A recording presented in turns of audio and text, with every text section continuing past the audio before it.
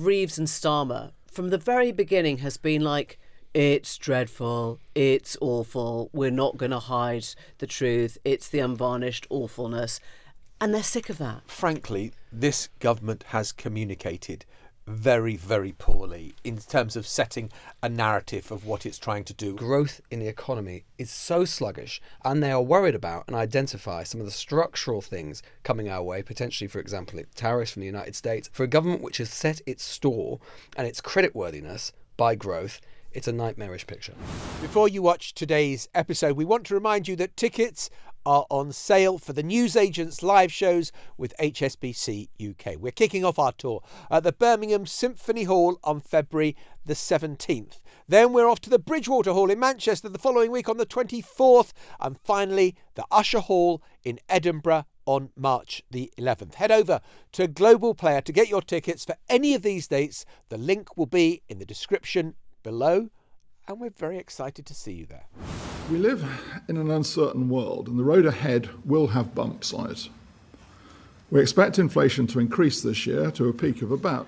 I think one of the key criteria, if you are going to be Governor of the Bank of England, is to sound as unexciting and unexcitable as it is possible to be. And let's face it, Andrew Bailey sounds pretty downbeat there. But boy, did he have a downbeat message to deliver. Yeah.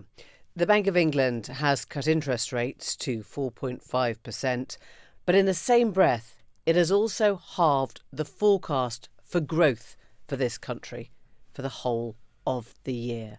Is the Chancellor running out of road? Welcome to the Newsagents.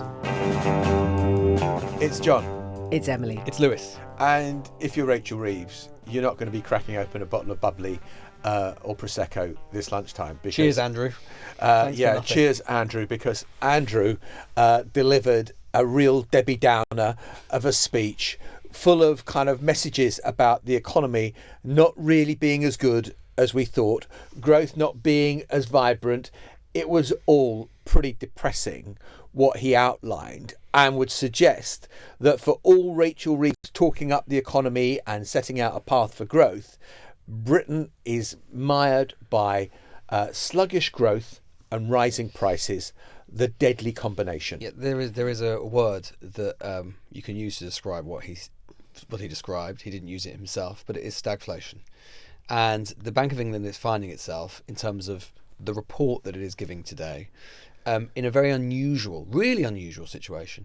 Because on the one hand, it's cutting interest rates, which will be welcome for the Chancellor, because of course it cuts borrowing costs and might ease up mortgage pressures a little bit for homeowners, people with mortgages. But it's also saying that it anticipates that the inflation could be well over 3% by the end of the year. In fact, get to 3.7% by the end of the year. Now, in those normal circumstances, if you were looking at an inflationary forecast which was getting towards 4%, so that is way above the 2% target, you would be looking at a Bank of England that would be raising rates rather than decreasing them. But they're not.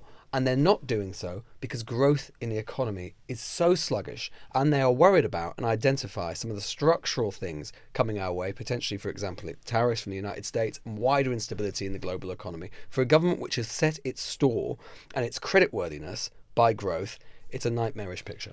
We should just explain that the Andrew that we're talking about is Andrew Bailey, the Governor of the Bank of England.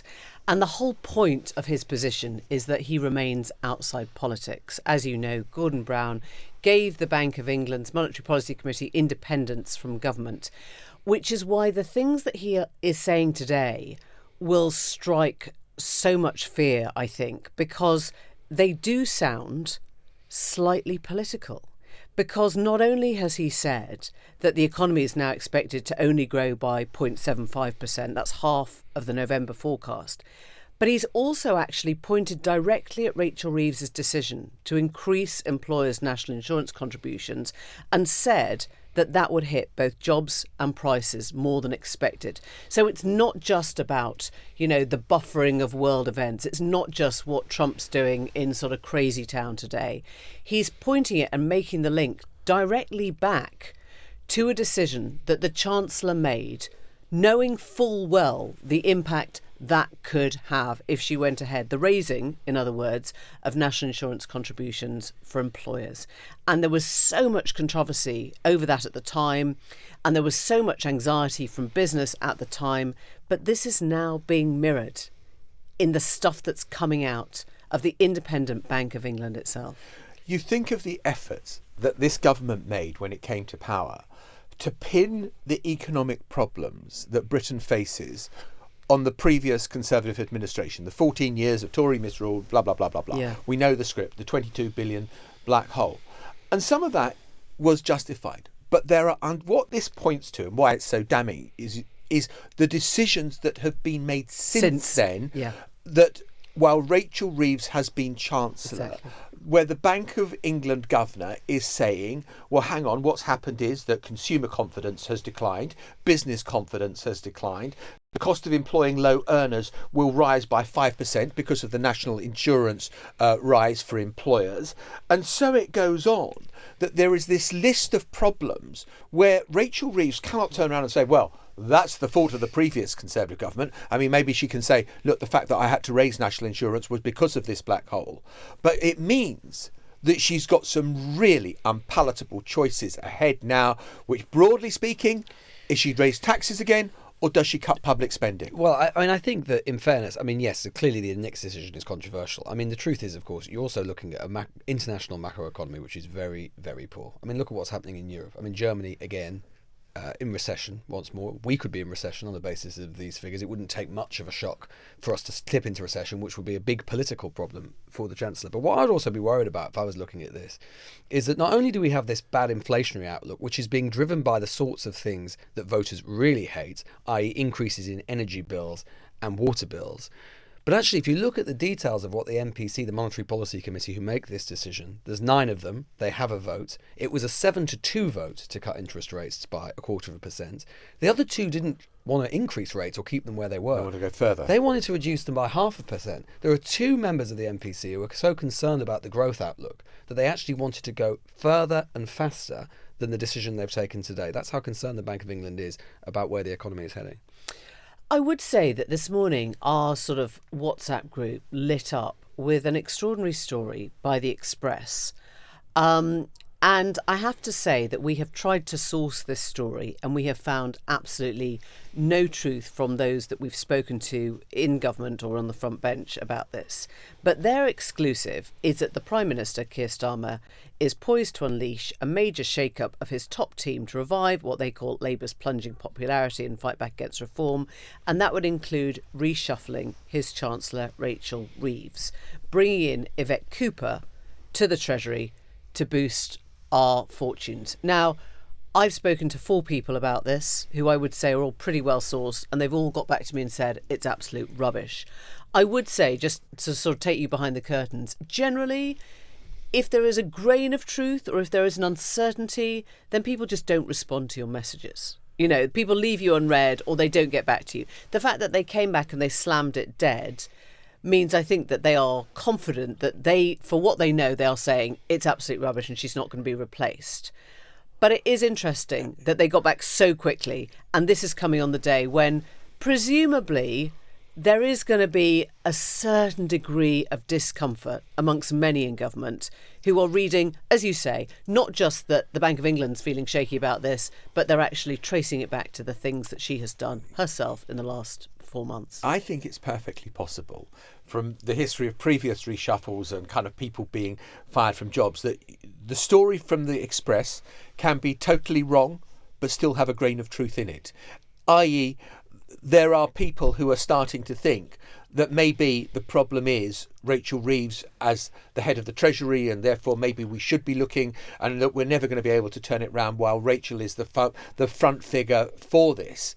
I think it'll be surprising, because I think that, you know, it would seem to me that Keir Starmer and Rachel Reeves are so tied in together with the decision making that has been made that you all suddenly... Chancellors and Prime Minister. Name me one Prime Minister that's been able to sack their Chancellor without falling at the same time. John Major getting rid of Norman Lamont. A long time ago. Yeah. Right? I mean, and Margaret Thatcher famously got rid of Jeffrey Lawson. Howe. Well, Johnson got rid of Sajid Javid. Yeah. So I don't. 2012, it seems ages ago now. That seems like a long time ago. Yeah, But with a very fair particular sense. But the thing that I don't buy about this idea about Reeves going, it's partly because, as you say, John, they're politically close. Although actually, I'm surprised at the number of people who've told me that they are surprised at the extent to which. And this is maybe another reason. He's backing her. He's backing her, but also he basically leaves it to her. I mean, I've spoken to Labour people who say that they've not seen, and civil servants who say they've rarely seen a Prime Minister and Number 10 so willing to concede economic policy in the round to Number 11 and to the Chancellor. So in one sense, there's distance between them, but in another sense, it's like, well, you've chosen to do that, so you're also culpable. But I think you've got to think, like, what would be the point of changing her, right? The only point I can see of changing her that would be worth the political instability that Starmer would get from doing that would be if there were a clear alternative economic prospectus from within the cabinet or outside the cabinet, within the Labour Party, someone who had some other economic ideas. Frankly, that does not exist. There have been times in our history when chancellors have been moved out because the Prime Minister has preferred the economic vision of the replacement. There isn't one. There is none. It would allow Rachel you to Reeves change your mind. vision. I suppose that's the only thing. It would allow you But to what? to row back on NICs, for example, to row back on the farming stuff. I mean, I'm not saying that sets a great precedent for the Prime Minister, but I was at a do on Tuesday night, and it was the Mooch, Anthony Scaramucci, who was basically speaking to a room full of people who I would say, you know, come from sort of city backgrounds, come from investment backgrounds, come from tech backgrounds, you know, his sort of world of salt, if you like. And overwhelmingly, the kind of conversations I was having with business people was just about that word confidence. And I get quite bored hearing about that because I'm kind of saying, you know, what does it really mean? What does it really mean? But up to a point, they were all saying the same thing, which is like, give us a vision, give us something to be excited about, give us something to be optimistic about. And the combination maybe of Reeves and Starmer from the very beginning has been like, it's dreadful, it's awful, we're not going to hide the truth, it's the unvarnished awfulness. And they're sick of that. You know, the people who should be creating the growth in this country don't want to hear that anymore. I think that's so interesting because I do think, and it's something we've talked about on the podcast a number of times, that frankly, this government has communicated very, very poorly in terms of setting a narrative of what it's trying to do. Well, it's truthful, but it's just not optimistic. Yes, but then they overdid the pessimism, and then they tried to overdo it in the other direction, and they haven't found a kind of that sure-footedness in the way that they've dealt with problems that have come up. But I also think there's a wider question, and maybe it is just impossible to govern at the moment. Maybe it is just that people's expectations of immediate results and that things will happen, and that, you know, we're trying to spend a whole episode not talking about Donald Trump today. I would just, you know, Donald Trump is I know. Yeah. Donald Trump is flooding the zone, as Steve Bannon would call it, with endless amounts of news that you don't have to follow up on. He didn't call it endless amounts of news. He called it Yeah, okay, fine. So you're much cruder than I am, obviously, but you know. What this government is doing is not flooding the zone. It's just kind of doesn't know what to do and what to say. Exactly. And I think that it's being filled by people who are trying to paint their own narratives of failure, and whether it's reform or whoever. And I just think it is really, really difficult to make headway in a social media age where there's incredible impatience, very limited attention span. And, you know, Rachel Reeves is saying, but I'm looking for the next 4 years. But the question fundamentally is, if the growth is this bad, if the forecast for growth is this bad, then that spells tax rises or spending cuts, right? And that probably means spending. Well, I think this is the key point, right? And I think that, you know, obviously we get very interested in the personalities, and yeah, I mean, maybe you know, you could swap Reeves out for someone who was more media friendly, had a better communication style, was able to kind of animate the animal spirits a bit more. Yeah, maybe you could do that. But fundamentally, the economic structures and the economic fundamentals would remain the same. Exactly. And what today means is that whilst the cut in interest rates will help a little bit on government borrowing, because it'll be a bit cheaper for the government to continue to borrow, and it's been really facing difficult, very high borrowing costs recently, it will mean that if inflation is at, you know, 3.5%, maybe tipping towards 4%, then in terms of two key things, it makes it harder for Rachel Reeves to stick to her spending plans and stick to her fiscal rules, in the sense that in order to keep public sector pay just at a level, just in real terms at the same level, you have to pay out more money, and just to keep departmental spending keep it up with inflation, keeping it up to where it is in real terms, that costs more money. And if she's not going to borrow more and she's not going to tax more, then that means that probably you just can't do that, and we'll face even more severe cuts in non-protected government departments than we've seen. And the politics of that, both in the country but crucially within inside the Parliamentary Labour Party, could be absolutely tortuous. We'll be back after this. Britain is our home. It's not a hotel. It's time to tell the truth on immigration and propose real plans to do something about it. I want to reduce immigration and make living here actually mean something. We need to change the way our immigration system works. So I'm announcing... That's the Conservative leader, Kemi Badenoch, who has unveiled her first policy.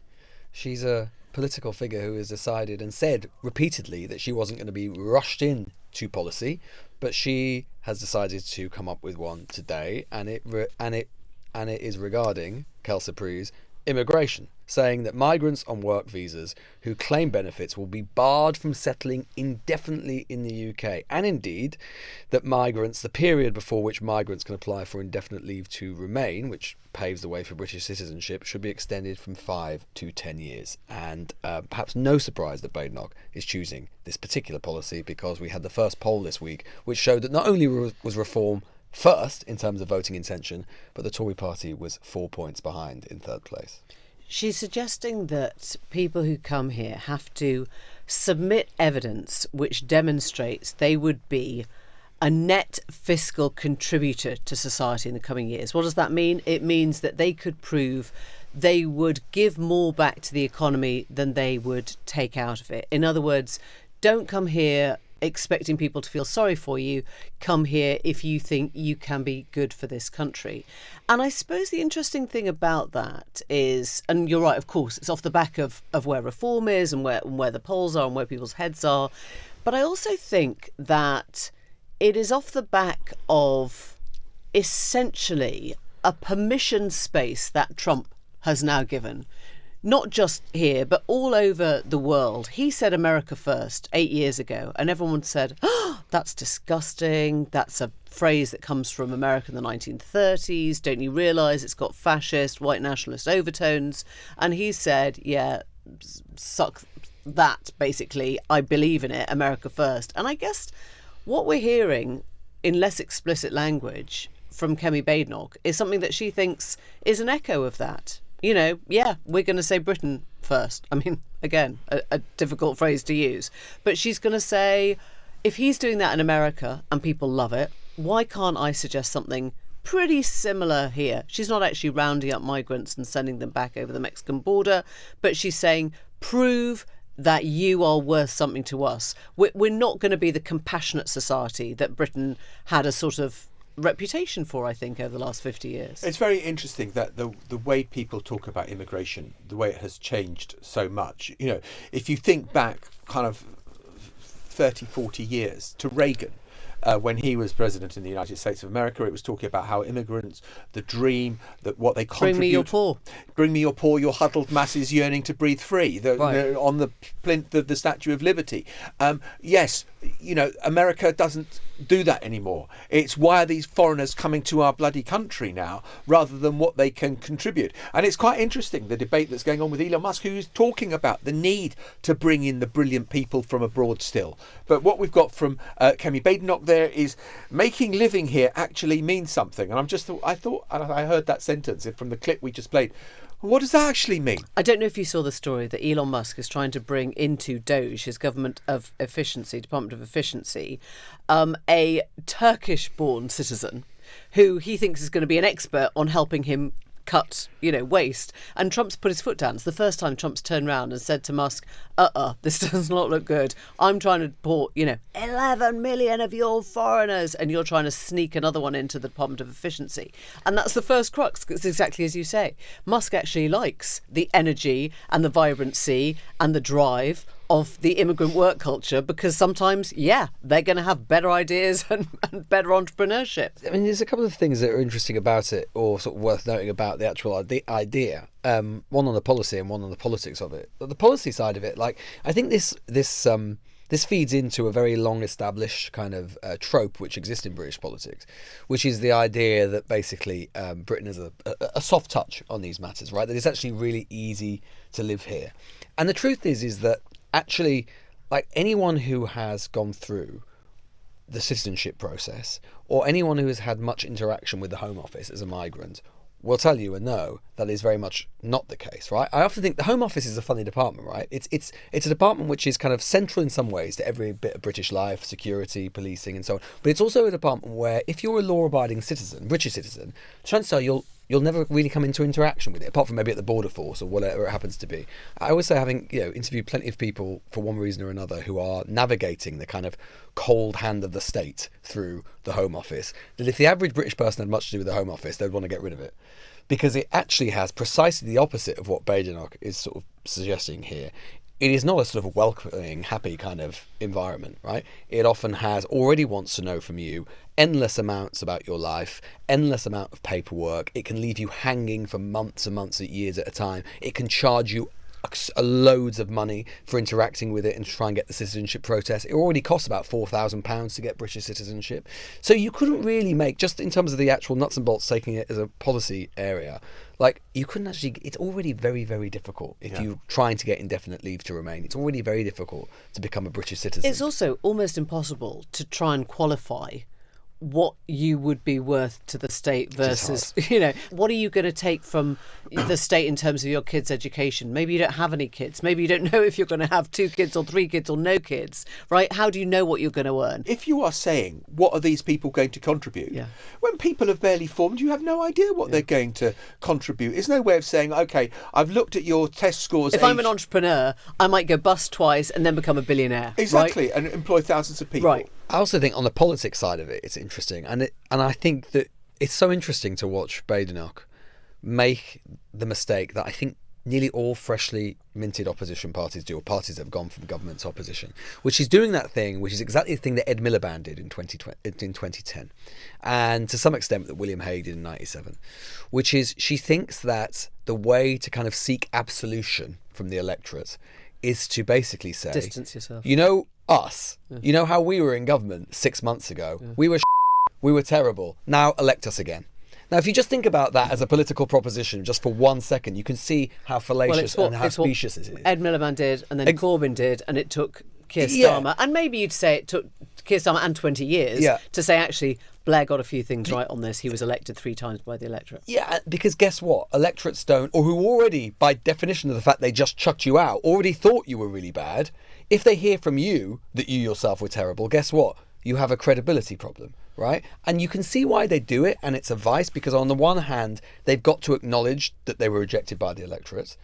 Badenoch is going down the masochistic route, again, which Miliband did, which is to basically say to the electorate that you were completely right about us in every way, and that going over and above that, which is to say reject every bit of the legacy. And the problem is, if you don't defend your record, no one will. And so actually trying to find an open political space on this issue right now is basically a hiding to nothing for them, because there has been not enough time has elapsed between the record that they basically need to defend and the policy area that they're trying to inhabit. I think what's so interesting about that, look, in the first half I was talking about kind of almost the impossibility of governing at the moment, where people expect results instantly, and it's just impossible to give people the space to deliver, and that's why it is so hard. I think that being the leader of the opposition is not impossible, but it is bloody tough. And the problem that Kemi Badenoch has right now is relevance. That what she is trying to do is to be heard. Hello, hi, I'm here. Not waving but drowning. Yeah, but not waving but drowning. And the problem is at the moment that all the evidence seems to be pointing that all the people that want these tough messages on how to become a British citizen, they're not going to the Conservative Party, they're going to Reform. Yeah. And so the real doom loop, which is different from what Miliband faced in 2010 or what William Hague faced in 97, is that there is another place for Tory voters to go, and it ain't the Conservative Party right now. And there is on the left as well, which is the Lib Dems, and that's the vice she finds herself. But if you just think about it, right, the absurdity on this immigration question of what, and I've heard Conservative, shadow ministers say it to me, I've seen it on so many interviews. You ask them about immigration, or they come forward to talk about immigration of all things, right? And of course, the first thing that any interviewer says is, well, hang on a minute, you let in 600,000, 700,000 literally 6 months ago, right? And you know what their line is? Instead of saying, which would actually be A, true, and B, at least like coherent, it would be to say, well, yes, we did, but that was because it was the post-COVID period and we desperately needed labour to try and get inflation down, and because we had Ukrainians coming in because of the war in Ukraine, etc., etc., and students, and having a reasonable argument, which most people would go, okay, you know what they say is like, you're right, we made a mistake. What? Well, you just made a mistake. Oh, whoops, there we go. We let 700,000 people in. Whoops, like leaving the door unlocked when you leave at the start of the day. They actually made a mistake. Yeah, exactly. It's just an absurd position. It's an absurd political position. So it is no surprise whatsoever that the public simply reject it. They would be far better off if they're going to go for immigration, fine, and talk about immigration, fine. They've got a problem to their right, but they need to actually have a reasonable and coherent political account of how they got to the place they got to, for which there are, by the way, reasonable reasons. This week, Lord Mandelson arrived in Washington, D.C. to be picked up from the airport and taken to 3100 Massachusetts Avenue, his magnificent Lutyens mansion, right next to where the Vice President of the United States live, at the Naval Observatory. It is one of the most splendid postings in the world. And from Lord Mandelson, now the diplomacy to represent Britain and Britain's interests to a new American administration. So if you were starting out on this job, and I can see your face, it's radiant, what are the skills you think you'd be looking for in terms of conveying Britain's soft power? Charm, yeah, careful use of language, yeah. humility, yeah. tone, yeah. understanding, dignity, understatement, all humour. of those things. So this was an interview that Lord Mandelson did with George Parker of the Financial Times. When George and Peter Mandelson are on a high-speed Avanti train, George writes, and he asks Mandelson about his relationship with Jeffrey Epstein. And Mandelson's reply is this: I regret ever meeting him or being introduced to him by his partner Ghislaine Maxwell, he says. I regret even more the hurt he caused to many young women. End of paragraph. And then it resumes with George describing the mood. An icy chill descends in carriage J. Quote, I'm not going to go into this.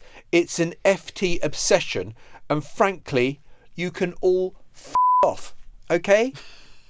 So that's diplomacy in 2025. Hear, hear. Bye-bye. Bye-bye. Bye for now. The Newsagents. This is a Global Player original podcast.